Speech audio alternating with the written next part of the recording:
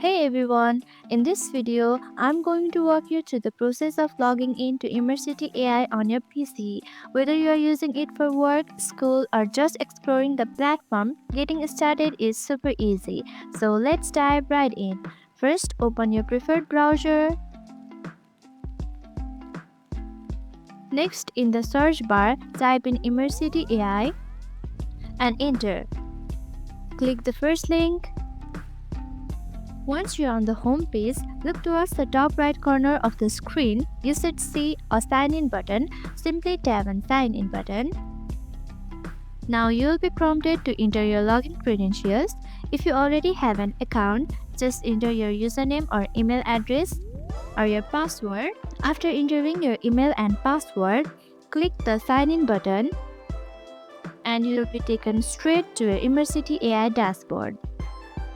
And that's it. Now you are ready to explore all the features Immersity AI has to offer. If you found this video helpful, don't forget to give it a thumbs up and hit subscribe for more tutorials. If you have any questions, feel free to drop them in the comments below. Thanks for watching and I'll see you in the next video.